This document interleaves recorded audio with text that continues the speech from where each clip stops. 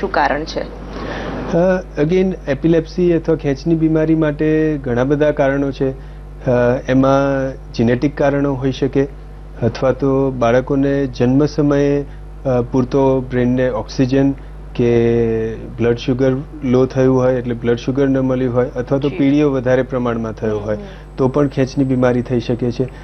ઘણા બધા બાળકોમાં ખેંચની બીમારી કેમ છે એ પણ એકચ્યુઅલી સમજાતું નથી દર વખતે. બિલકુલ. એટલે તમે કીધું કે જન્મ સમયે ઓક્સિજન જો ઓછો મળે તો બાળકોને આવું થતું હોય છે. એ સિવાય જો આપણે વાત કરીએ તો કોઈ ચોક્કસ ઉંમર છે આ ખેંચની બીમારી થવાની, કે જન્મ સમયે જ થતી હોય છે કે પાછળથી પણ થઈ શકે છે? બાળકોને ખેંચ કોઈ પણ ઉંમરે શરૂ થઈ શકે છે. તમને નવાઈ લાગશે જાણીને કે ઇવન 1 કલાક જન્મને થયો હોય કે 5 કે 6 કલાક જન્મને થયા હોય અને ખેંચની બીમારી ચાલુ થઈ શકે છે. અમુક બાળકોમાં એવું પણ જોવા મળે છે કે પહેલા 3 કે 4 વર્ષમાં કોઈ ખેંચની તકલીફ ન હોય અને પછી ખેંચની તકલીફ શરૂ થતી હોય છે. શું ખાસ જોવા મળતું હોય છે આ તકલીફમાં? ખેંચ ઘણી બધી પ્રકારની હોય છે. એમાં જે આપણે સામાન્ય રીતે જેને ખેંચ સમજીએ એમાં બાળક અચાનક જ બેભાન અવસ્થામાં થઈ જાય, એના હાથ પગ કડક થઈ જાય, એની આંખો સહેજ ઉપર જતી રહે, મોઢામાં ફીણ આવી શકે છે. આ રીતના લક્ષણો જોવા મળતા હોય છે. પણ આ આપણે સામાન્ય રીતે આને ખેંચની બીમારી સમજતા હોઈએ છીએ. બીજી ઘણી પ્રકારની ખેંચ બાળકોમાં જુદી જુદી થતી હોય છે, જેમાં બાળક અચાનક બોલતા બોલતા અટકી જાય અને જાણે બેભાન થઈ ગયું હોય એવી અવસ્થામાં જતું રહે, અથવા તો કે હાથ કે પગને ખાલી જર્કિંગ થાય એવું પણ જોવા મળતું હોય છે. અચ્છા, એટલે એ પણ એક પ્રકારની ખેંચ જ કહી શકાય. પછી ઘણીવાર બાળકોમાં જોવા મળે છે કે તાવ ખૂબ વધી જાય છે અને પછી અચાનક બાળક ખેંચાઈ જાય છે. એ પછી શું એકવાર એવી રીતે બાળક ખેંચાઈ ગયું તો એને ખેંચની તકલીફ કાયમ જ જોવા મળે છે કે કેવી રીતે હોય છે? હા, બહુ ઇમ્પોર્ટન્ટ સરસ ક્વેશ્ચન તમે પૂછ્યો. બાળકોને તાવ સાથે ખેંચ આવવી એ બહુ જ કોમનલી જોવા મળે છે, રોજબરોજ જોવા મળે છે. મારી પ્રેક્ટિસમાં હું રોજ 1 કે 2 બાળકો આ રીતે જોતો હોઉં છું. હવે આ રીતની જે ખેંચ હોય છે એ લગભગ 1 વર્ષથી માંડીને 5 વર્ષ સુધીની ઉંમરમાં જ જોવા મળે છે. અને દર વખતે તાવ આવે ત્યારે ખેંચ આવે એવું જરૂરી નથી. શરૂઆતમાં 1 કે 2 વખત આવી શકે અને પછી બંધ થઈ જાય. એટલે નોર્મલી અમે મા બાપને આશ્વાસન આપતા હોઈએ છીએ કે આ ખેંચની બીમારી નથી એકચ્યુઅલી, પણ આ તાવના લીધે ખેંચ આવે છે અને ધીરે ધીરે જતી રહેતી હોય છે. તો એ બંનેને આપણે કેવી રીતે અલગ પાડી શકીએ કે આ તાવના કારણે આવતી ખેંચ છે કે ખેંચની બીમારી છે? કેવી રીતે એને ડિફરન્શિએટ કરી શકાય? અગેન બહુ જ ઇમ્પોર્ટન્ટ ક્વેશ્ચન તમે પૂછ્યો.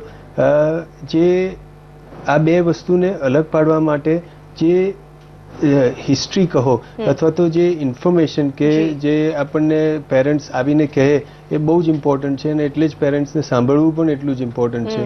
કારણ કે એમાં જો બહુ ક્લિયરલી એ લોકો આપણને કહી શકતા હોય કે દર વખતે તાવ આવે છે ત્યારે જ બાળકને આવું થાય છે, અથવા તો એ લોકોને જાણ જ હતી કે બાળક બીમાર છે અને તાવ આવી રહ્યો છે અને પછી ખેંચ આવે તો આપણે એને તાવની ખેંચ ગણી શકીએ. અગેન આ ઉંમર ઇમ્પોર્ટન્ટ છે કે 1 થી 5 વર્ષની વચ્ચે જ બાળક હોવું જોઈએ. જો એનાથી મોટું કે નાનું બાળક હોય તો બીજા કારણો માટે વિચાર કરવો જોઈએ. વિચાર કરી શકાય. બિલકુલ. એક કોલર આપણી સાથે જોડાયા છે. જી, આપનો સવાલ પૂછો. હેલો. હેલો. હા જી, આપનો સવાલ પૂછો. અમદાવાદથી બોલું છું. જી. મારા બાબાનો બાબો છે ને 5 વર્ષનો છે. જી. અને અમે બાળકના ડોક્ટરને બતાવેલું, તેમણે એમ કહેલું કે એમને એમ કે જે વિકાસ જે હોય ને મગજનો એ 6 મહિના પાછળ છે. અને ઘણી વખત આમ એવો રડે ને તો આમ જેને અડધો ગાંડો હોય કેમ ત્રાસો થઈ જાય રડે એવી રીતે રડે. તો એને શું કરવું અમારે? એમ ઘણી અમે દવા કરાવી છે, સમજાય પણ સમજે નહીં. હઠીલો જીતીલો પણ એવો છે અને ગાંડા જેવો લાગે. કોઈ વખત એવું લાગે તો આમ ગાંડો જેવું લાગે મને. વિકાસ ઓછો છે, 6 મહિના પાછળ વિકાસ ચાલી રહ્યો છે એવું તેમનો પ્રશ્ન છે. એમાં શું કરી શકાય? અને આવી તકલીફ તમને ઘણા વખતથી લાગી રહી છે કે હમણાંથી જ જોવા મળી છે? કોલ કટ થઈ ગયો છે. હેલો હેલો, ચાલુ છે. હેલો. હા જી, બોલો. હા, આવી તકલીફ તો ઘણા 2 વર્ષથી છે. અમે ડોક્ટરને બતાવી બાળકોના, તો એમણે એમ કીધું કે જે વિકાસ જોઈએ ને એને કદાચ 6 મહિના પાછળ જે ચિંતા કરતા હોય ને કે 12 વર્ષમાં સારું થઈ જશે. તમારો પ્રશ્ન સાંભળતા મને અવશ્ય એવું લાગે છે કે આ બાળકનું વધારે તમારે તપાસ કરાવવી જોઈએ, જેથી મારા જેવા જે બાળકોના મગજના રોગના નિષ્ણાત હોય અથવા તો એને આ વિષયમાં કામ કરતા હોય એ આ બાળકને જોઈ શકે, તમારી વાત થોડી વધારે ડિટેલમાં જાણી શકે અને પછી આગળ જો વધારે તમારે ટેસ્ટ કરાવવાની જરૂર હોય અથવા તો કોઈ દવાની જરૂર હોય તો તમને સલાહ આપી શકે. પણ આટલા જ પ્રશ્ન ઉપરથી તમને એક્ઝેક્ટ સલાહ આપવી મારા માટે ડિફિકલ્ટ છે. પણ મારી સલાહ એવી રહેશે કે તમારે ડૉક્ટરને આગળ દેખાડવું જોઈએ આના માટે. જી બિલકુલ. એક બીજા કોલર જોડાયા છે, પ્રશ્ન પૂછો આપનો. હેલો. હેલો. હા, અમરેલીથી બોલું. જી બોલો. મારા જેઠનો બાબો છે ને 5 વર્ષનો થયો. જી. અને એને 3 વર્ષ પહેલા તાવ આવ્યો, ત્યાર પછી એને આંચકી આવેલી. તાવ આવ્યા પછી જી. અને ત્યાર પછી જે આંચકી આવેલી નથી તો એને ત્યાર પછી હવે 5 વર્ષનો થયો ત્યાર પછી આંચકી આવશે ખરા? સેમ એ જ પ્રશ્ન છે જે આપણે હમણાં ડિસ્કસ કર્યો. ફરીથી શું એને ખેંચ આવી શકે છે? હા, એટલે મારી સલાહ એવી રહેશે બેન કે આ બાળકને તાવની ખેંચ આવેલી છે અથવા તો ફિબ્રાઇલ કન્વલ્ઝન પણ કહે છે. આ જે તકલીફ હોય છે એ નોર્મલી 5 વર્ષે પૂરી થઈ જતી હોય છે. છતાં એમ કહી શકાય કે આ બાળકોમાં ખેંચની તકલીફ અથવા તો એપિલેપ્સી હોવાનું શક્યતા થોડી વધારે છે. પણ મારી દ્રષ્ટિએ આ બાળકને હવે આગળ ખેંચ અત્યારે આવવાની કોઈ શક્યતા લાગતી નથી. એટલે તમે એનું આશ્વાસન રાખી શકો છો. જી. તો આપને ફરી એકવાર જણાવીએ મગજના રોગો અને તેની જણાવીએ કે બાળકોના મગજના રોગો અને તેના સારવાર વિશે આપણે ચર્ચા કરી રહ્યા છીએ આજે હેલ્થ લાઇનમાં. ડોક્ટર સાહેબ, એક કોલર જોડાયા છે બરોડાથી આપણી સાથે. પ્રશ્ન પૂછો આપનો. સવાલ એવો પૂછ્યો છે કે મારો બાળક 8 વર્ષનો છે. જી. એને પોતાના પગ ઉપર બહુ સારી રીતે ઉભો રહી શકતો નથી, બેલેન્સ જાળી શકતો નથી અને ચાલી પણ શકતો નથી. ચાલવા માટે એને વોકર અથવા સ્ટીકનો સહારો લેવો પડે છે. જી. અથવા બીજાનો સહારો હોય તો એ ચાલે છે પણ પોતાની જાતે બેલેન્સ રાખી શકતો નથી. જી. આ રીતનો પ્રોબ્લેમ એને પગ ઉપર ઉભો રહી શકતો નથી આધાર વગર.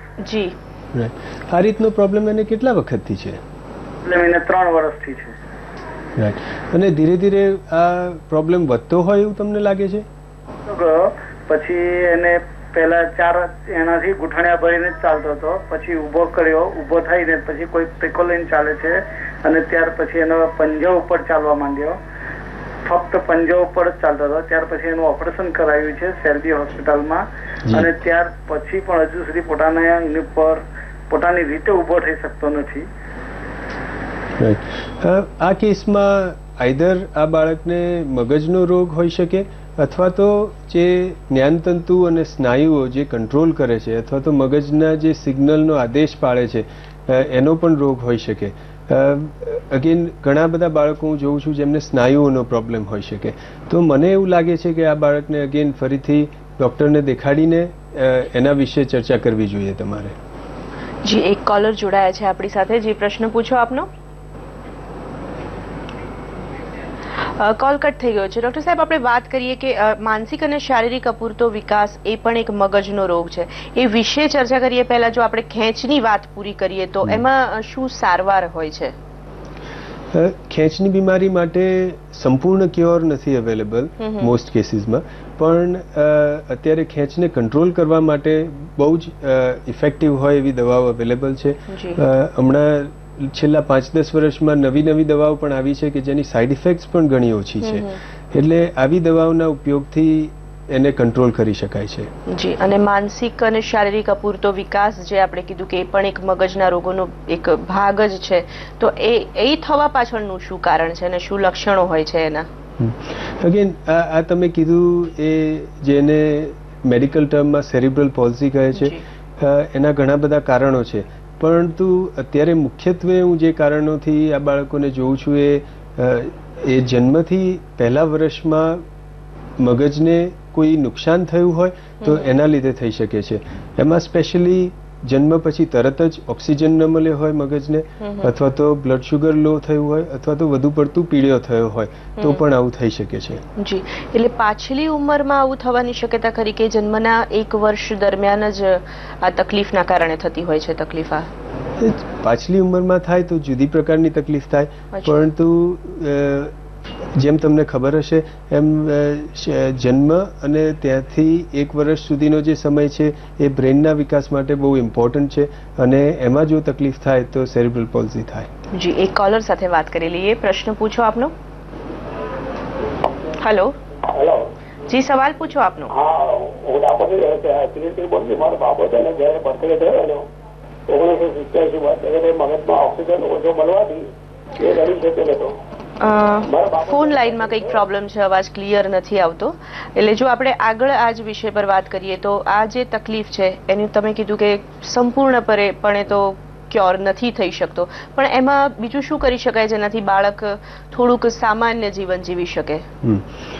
આ તમે બહુ જ અગેન સારો ઇમ્પોર્ટન્ટ ક્વેશ્ચન પૂછ્યો. સેરેબ્રલ પોલ્સીના કિડ્સ માટે જનરલી એવી સલાહ હોય છે કે જે નુકસાન થયેલું છે એને આપણે રિપેર નથી કરી શકતા, પરંતુ જે બ્રેન અવેલેબલ છે એની આપણે ક્ષમતા પૂરેપૂરી વધારી શકીએ અને એ બાળકની એબિલિટીઝને આપણે પૂરેપૂરી વધારી શકીએ એના માટે આપણે પ્રયત્નો કરી શકીએ. એમાં દવાઓથી એ જે ડેમેજ થયેલું છે અથવા તો નુકસાન થયેલું છે એની અસરોને આપણે લિમિટ કરી શકીએ છીએ, ઓછી કરી શકીએ છીએ.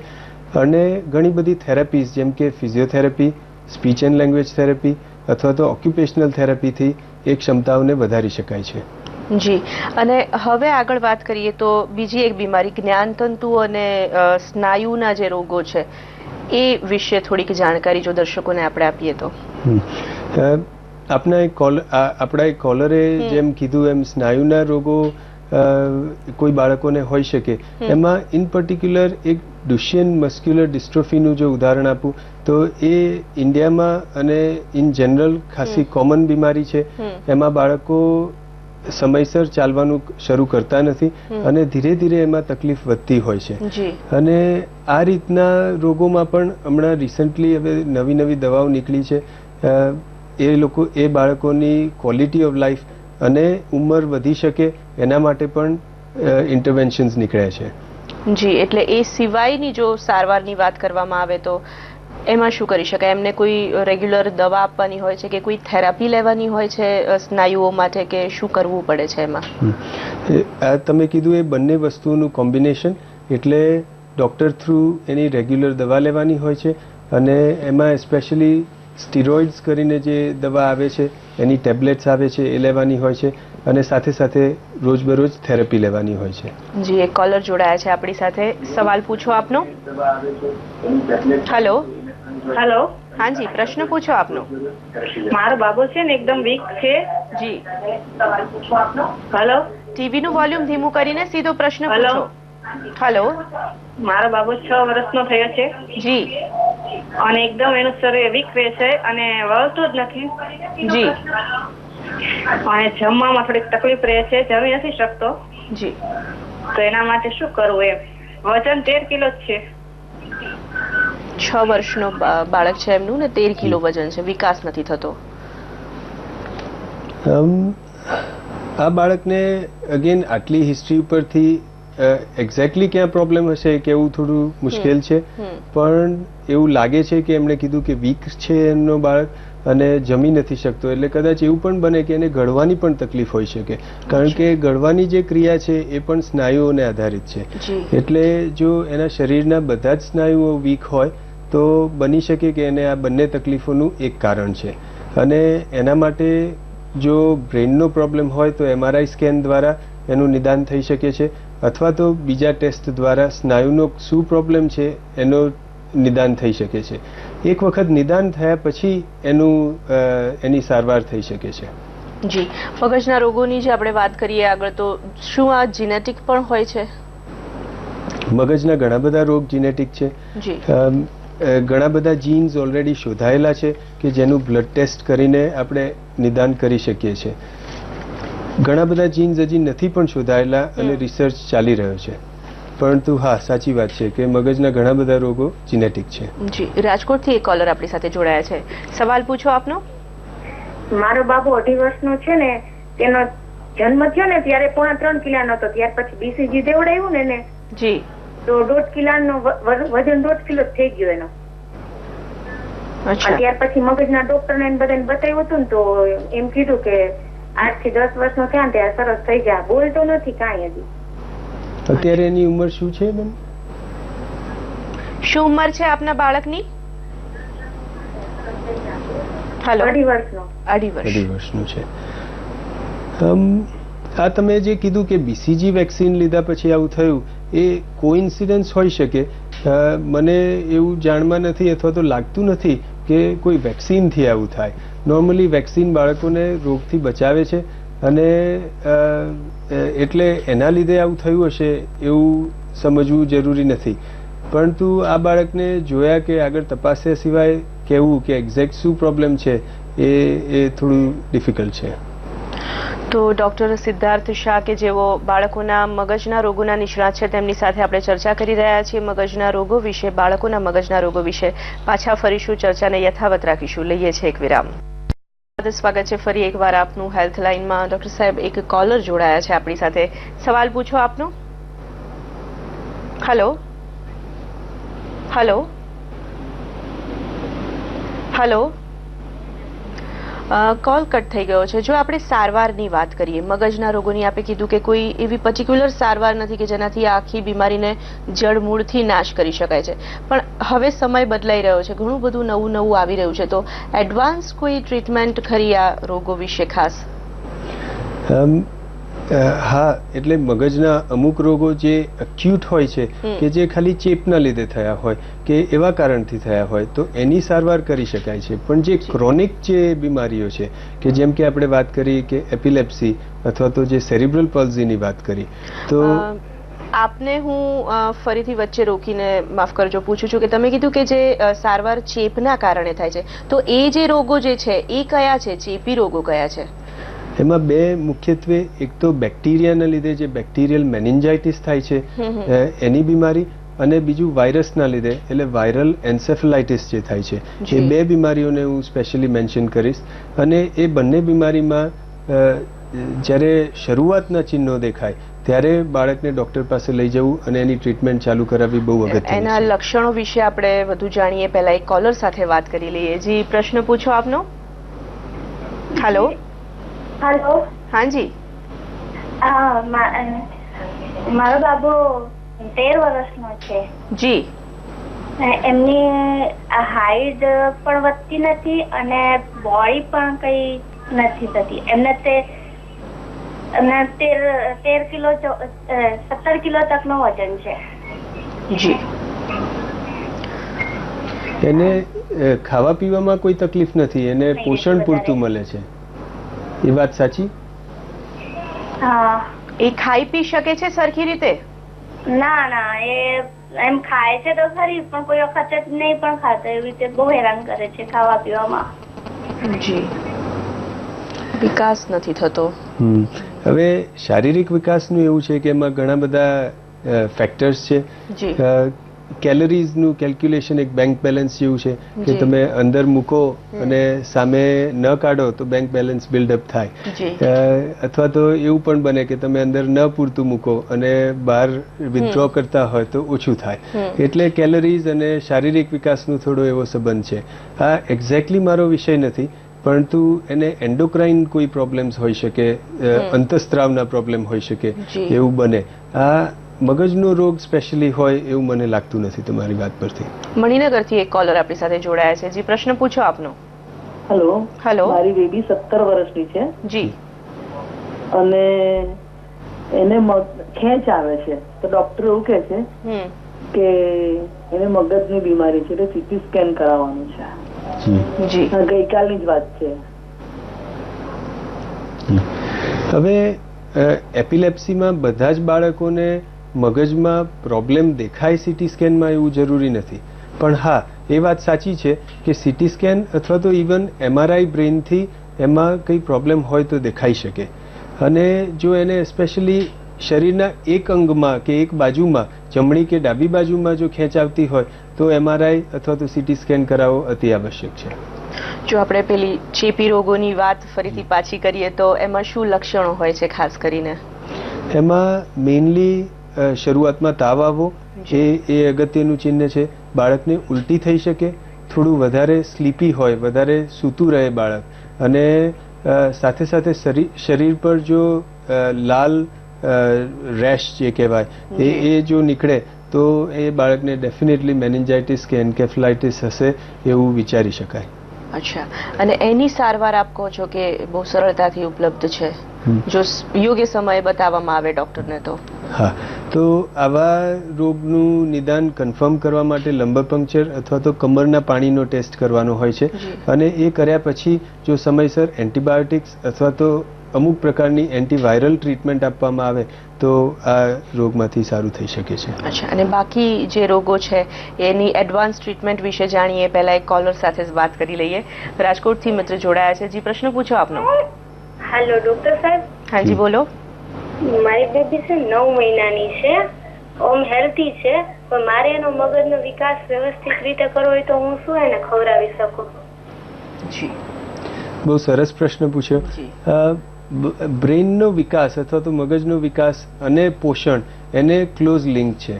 એસ્પેશિયલી જો બાળકોને પૂરતું પોષણ મળે, ઇનફ કેલરીઝ મળે, અને એ જ નહીં પણ અગત્યના જે વિટામિન્સ હોય એ તત્વો મળે તો બ્રેઇનના વિકાસમાં તો મદદ કરી શકાય છે.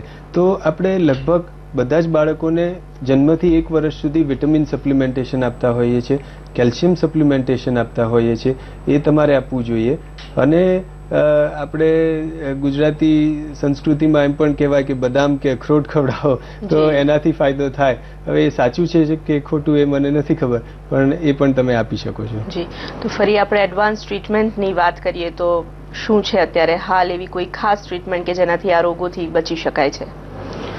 હવે એપિલેપ્સી અને સેરિબ્રલ પોલ્ઝીની જે વાત કરતા હતા આપણે, અને એની લગતી એડવાન્સ ટ્રીટમેન્ટ્સ.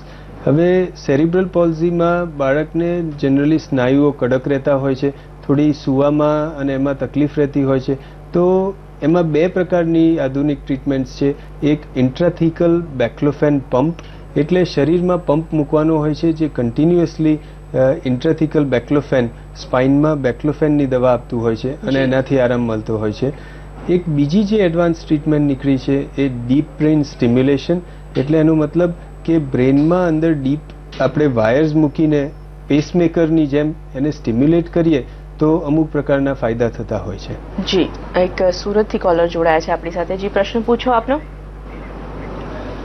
કોલ કટ થઈ ગયો છે. ડોક્ટર સાહેબ, ફરી આપણે ટ્રીટમેન્ટની વાત કરી, ખેંચની જો વાત કરીએ, બાળકોમાં સામાન્ય રીતે કીધું કે 2 પ્રકારે, ઘણીવાર તાવ આવી જાય અને પછી બાળક ખેંચાઈ જતું હોય છે. ઘણી વ્યક્તિઓને જે નાનપણથી ખેંચની તકલીફ શરૂ થાય છે, ખૂબ લાંબા ઉંમર સુધી એ ખેંચની તકલીફ જોવા મળતી, આવી વ્યક્તિઓએ ખાસ શું કરવું? અને આ જો તમે કીધી એડવાન્સ ટ્રીટમેન્ટ લેવામાં આવે તો શું આને ક્યોર કરી શકાય છે?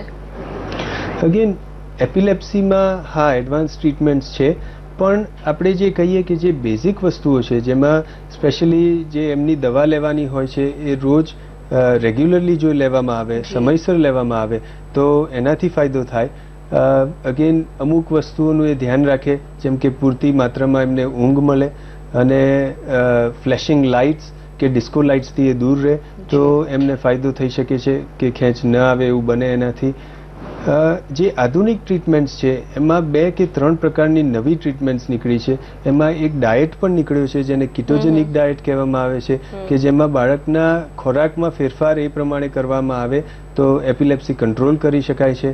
અને એક બીજું સ્ટિમ્યુલેટર નીકળ્યું છે કે અથવા તો પેસમેકર કહી શકાય, જેને વેગલ નર્વ સ્ટિમ્યુલેટર કહેવામાં આવે છે, અને એનાથી એપિલેપ્સીનો ક્યોર થઈ શકે છે. જી, સુરતથી એક દર્શક મિત્ર જોડાયા છે. પ્રશ્ન પૂછો આપનો. હેલો. હા જી. હજી મારા ભાઈને ખેંચ આવે છે. જી. જે નાનો હતો ત્યારથી એને આવે છે, તાવમાંથી થઈ ગયેલું. જી. તમારા ભાઈની ઉંમર કેટલી છે અત્યારે? એની ઉંમર છે અત્યારે 14 વર્ષ. રાઈટ. અને અત્યારે ખેંચની દવા લે છે ઓલરેડી? જી હા, ઓલરેડી એને જે નાનપણથી જ લે છે, 7 મહિના તો ત્યારથી જ દવા ચાલુ છે. અને નાનપણમાં જે ખેંચ આવી હતી તાવ સાથે, એ ઘણી લાંબી વખત સુધી ચાલેલી એ ખેંચ? હા.